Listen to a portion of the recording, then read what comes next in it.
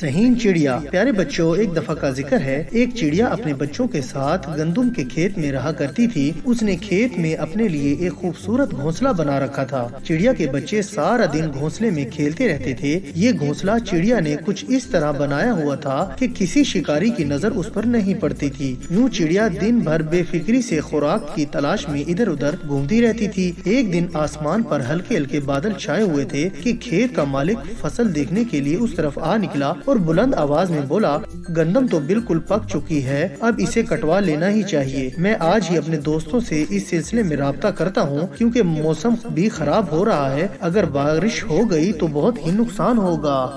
چڑیا کے بچے کسان کی بات سن کر بہت پریشان ہوئے۔ جب چڑیا واپس گھونسلے میں پہنچی تو انہوں نے اپنی ماں کو کسان کی بات بتائی اور کہا کہ اب ہمیں فوراً یہاں سے چلے جانا چاہیے۔ چڑیا نے مسکرا کر اپنے بچوں کو تسلی دی اور کہا، پیارے بچوں، فکر نہ کرو، ہم ابھی یہیں رہیں گے۔ بچے چڑیا کی بات سن کر خاموش ہو گئے۔ اگلے دن کسان دوبارہ کھیت میں آیا اور بولا کہ مجھے جلد از جلد اپنے دوستوں اور مزدوروں کو بلا کر ساری فصل کٹوا لینی چاہیے۔ چڑیا کے بچوں نے ایک بار پھر اپنی ماں کو ساری بات بتائی اور وہاں سے جانے کے لیے کہا، مگر چڑیا نے انہیں پھر تسلی دیتے ہوئے کہا، بچوں، ڈرنے کی کوئی بات نہیں ہے، ابھی ہم یہاں سے نہیں جائیں گے، مجھے یقین ہے کہ یہ فصل ابھی نہیں کٹے گی۔ 2 دن بعد کھیت کا مالک پھر ادھر آ نکلا اور کہنے لگا، وقت تیزی سے گزر رہا ہے، مجھے اب زیادہ انتظار نہیں کرنا چاہیے۔ گزشتہ کئی دنوں سے موسم خراب ہونے کے باوجود قسمت میرا ساتھ دے رہی ہے۔ میرے تمام دوست اپنے اپنے کھیت میں گندم کی کٹائی کر رہے ہیں، جبکہ مزدور بہت زیادہ معاوضہ مانگ رہے ہیں۔ اس لیے اب مجھے کسی کی مدد کے بغیر ہی خود فصل کاٹ لینی چاہیے۔ شام کو چڑیا کے بچوں نے اپنی ماں کو کسان کے فیصلے سے آگاہ کیا تو اس نے جواب دیا،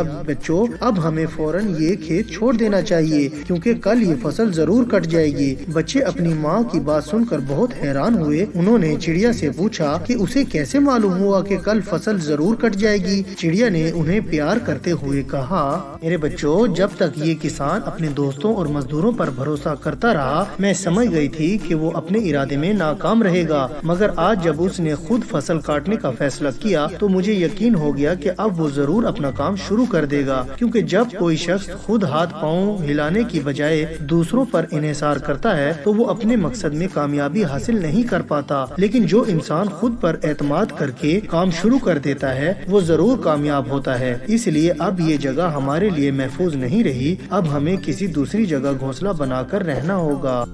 پیارے بچوں، اس کہانی سے ہمیں یہ سبق حاصل ہوتا ہے کہ دوسروں کی بجائے خود پر بھروسہ کرنا سیکھنا چاہیے۔